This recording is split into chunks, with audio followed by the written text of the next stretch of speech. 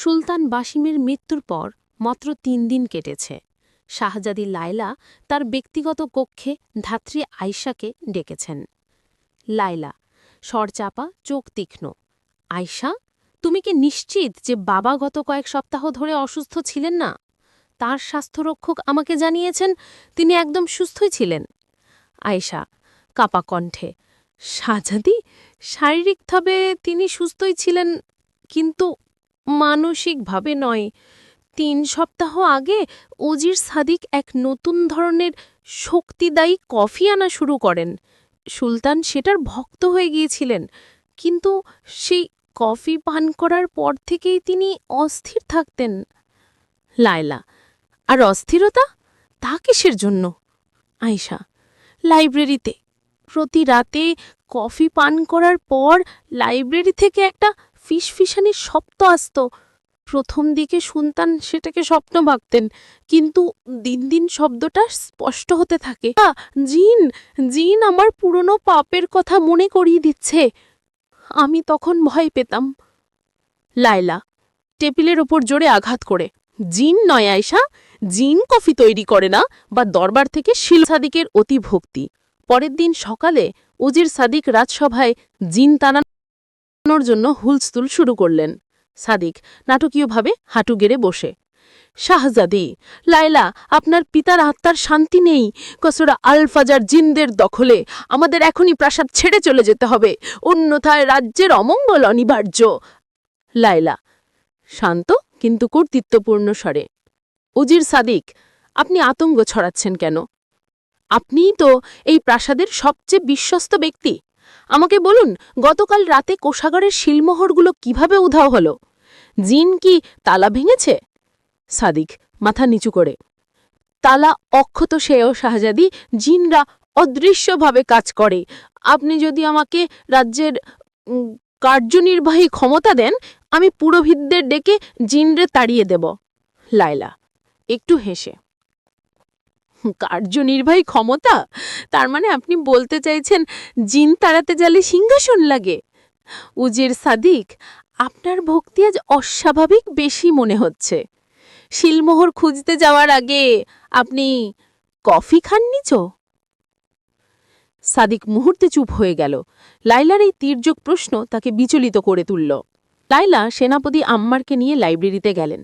তিনি সুলতানের লুকানো ডায়েরি খুঁজে বের করলেন। আম্মার, শাহজাদি, কি লেখা আছে? লায়লা ডায়েরি পড়তে পড়তে ফিসফিস করে, শুনে যাও আম্মার। সুলতান লিখেছেন, সাদিকের কফি পান করার পর ঠোঁট অসাড় হয়ে যায়, আমার কথা বলার শক্তি কমছে। সে নিশ্চয়ই কোনো স্নায়ু দুর্বলকারী বিষ মিশিয়ে দিচ্ছে। আর ফিসফিসানি, মনে হয় সে আমাকে পাগল সাজাতে চাইছে, যাতে আমার মৃত্যু স্বাভাবিক মনে হয়। আমার বিষ, সেই জন্যই সুলতানের মুখে ওই নিথর হাসি। বিষের কারণে পেশিগুলো অসাড় হয়ে গিয়েছিল। সাদিক জিনদের ভয় দেখিয়ে তার অপরাধ লুকাতে চাইছে। লায়লা ঠিক তাই। এখন আমাদের সেই ফিসফিসানির উৎস মুখ খুঁজে বের করতে হবে। একজন মানুষ কাসারাল ফাজারের মতো এত বড় প্রাসাদে কিভাবে অদৃশ্য হতে পারে? আর্কিটেকচারাল ফল্ট আর ফিসফিসানির উৎস। ঘণ্টাখানেক অনুসন্ধানের পর লায়লা সেই ফিসফিসানির উৎসমুখ খুঁজে পেলেন লাইব্রেরির পেছনের দেওয়ালের এক কোণে, পুরনো একটি মানচিত্রের পিছনে। সেখানে একটি ছোট্ট ছিদ্র ছিল, যা একটি ভাঁপা দেওয়ালের সাথে যুক্ত। লায়লা, আম্মার, দেখো, এই ছিদ্র দিয়ে ফিসফিস করলে লাইব্রেরির ভেতর শব্দটা পুরোপুরি জিনদের আওয়াজ মনে হবে। সাদিক হয়তো রাতারাতি এই পথ তৈরি করেছিল। আম্মার, আর শিলমোহর আর চুরি হওয়া মূল্যবান নথি? লায়লা, এই ফাঁপা দেওয়ালটি নিশ্চয়ই পাশের কক্ষের সাথে যুক্ত। সাদিক হয়তো সেই পথ ব্যবহার করে সহজেই প্রবেশ করত। জিনদের ভয়ে কেউ রাতে লাইব্রেরির কাছাকাছি আসত না, এটাই তার সুবিধা।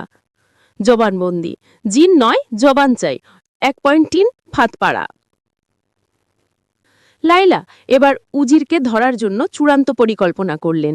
লায়লা দৃঢ় কণ্ঠে, আম্মার, আজ রাতেই আমরা তাকে লাইব্রেরিতেই ধরব।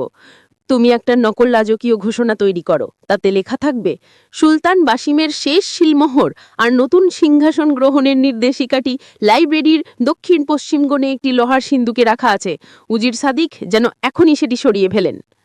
আম্মার একদম ঠিক, এই লোভের টোপ সাদিক গিলবেই। 0.32 মুখোমুখি জেরা অস্বীকৃতি। রাত 2:30-তে লায়লার আম্মার ফাঁপা দেওয়ালের অপর পাশে লুকিয়ে আছেন। কিছুক্ষণের মধ্যেই উজির সাদিক সন্তর্বনের লাইব্রেরিতে প্রবেশ করলেন। সে নকল ঘোষণাটি পেল এবং দ্রুত সিন্দুক খুঁজতে লাগল। সাদিক নিচু কণ্ঠে লোভে ফিসফিস করে, জিনেরা কাজ করে যাক, আমি সিংহাসনের নির্দেশিকা পেলে সব ক্ষমতা আমার। সুলতান বাসিমকে সরিয়েছি, এবার এই অবুঝ শাহজাদিকেও শোনাবো। হা হা হা। মুহূর্তের মধ্যে লাইব্রেরি আলোয় ঝলমল করে উঠল। লায়লার আম্মার দরজার সামনে এসে দাঁড়ালেন। লায়লা কাঠিন বজ্রপাতের মতো কণ্ঠে, ওজির সাদিক, আপনি কার কথা বলছেন? আমার নাকি আপনার সেই সহযোগী জিনের? আপনি কি ভুলে গেছেন, জিনদের কাছে লোভী মানুষের চেয়ে তার কেউ ঘৃণ্য নয়। সাদিক আনন্দে জমে গিয়ে, শাহজাদি লায়লা, আপনি, আমি আমি এখানে চিলমোহর রক্ষা করতে। লায়লা, রক্ষা করতে নয়, চুরি করতে। আপনার পকেট দেখুন উজির, সেখানেই আছে চুরি যাওয়া সে শেল মুহূর্তে।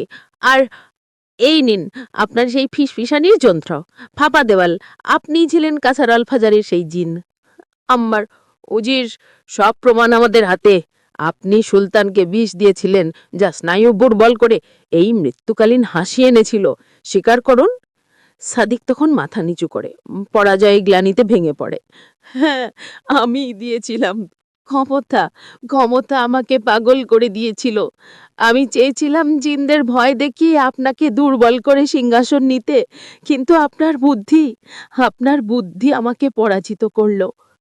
শাহজাদি লায়লা আল আখিল তার তীক্ষ্ণ বুদ্ধি ও সাহস দিয়ে শুধুমাত্র তার পিতার খুনিকেই ধরলেন না, বরং রাজ্যের মানুষের মন থেকে জিনদের মিথ্যা ভয় দূর করে যুক্তি ও সত্য প্রতিষ্ঠা করলেন। তিনি মামলুকাহের সিংহাসনে আরোহণ করেন।